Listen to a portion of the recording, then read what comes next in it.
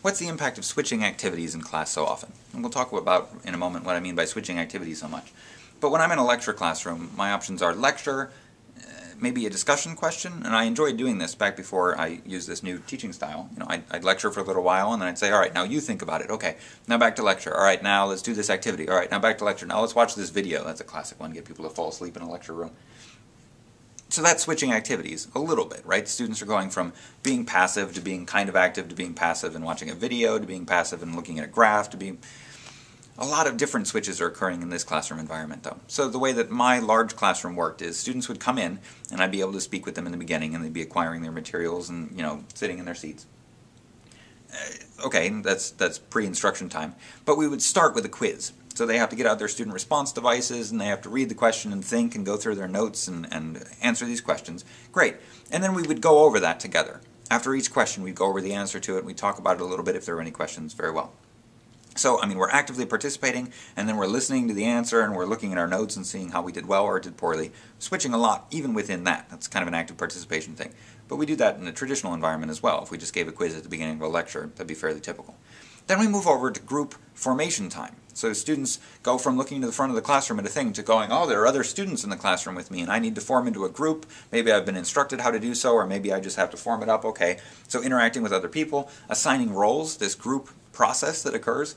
All right, I was a facilitator last time, and you were in my group, but you weren't, and another social sort of thing going on, another switch from forming the group to assigning roles. And then, after that, we've all settled down with the materials that we need and the appropriate roles that are assigned to us. We have to move on to what is the question that the instructor has provided for me. And I'll explain that question, and I'll provide background, and I'll gauge whether people seem to understand the question, if I need to provide any additional scaffolding around it.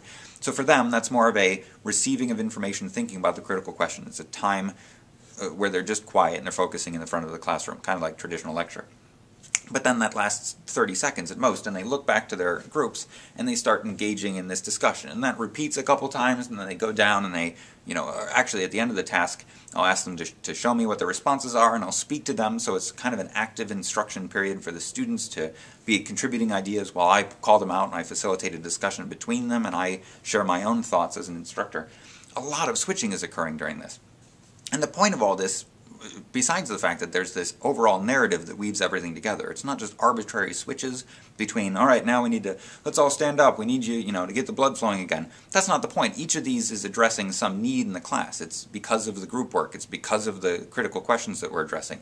We're recording things because we want to be able to see them later. They're not arbitrary things. But the benefit of all this is engagement. Students don't really get an opportunity ever, even when I'm just speaking in the front of the classroom, to zone out and say this has been going on for too long, because I never speak for very long. Each of the stages that occurs, even if a student has decided not to participate in the group work for the day, each of the stages that occurs is fairly brief. The longest thing that really goes on in the classroom is a 7-minute period where groups are given their own time to make their decisions and to engage in group work. So even somebody who's entirely disengaged from that, after 7 minutes' time, comes back and is part of the discussion again. And then we go into another question, and they get more content up on the board. So, what happens when all this switching occurs? Well, again, it's the narrative that's important. It's the fact that all of this is formed around trying to convey information, to check that we have information, and then to generate critical and creative thinking. All of this drives all the changes in the activity type. But again, it's very difficult to become disengaged from the classroom when these changes, driven by a purpose, occur so frequently. So, in my word, unilaterally positive.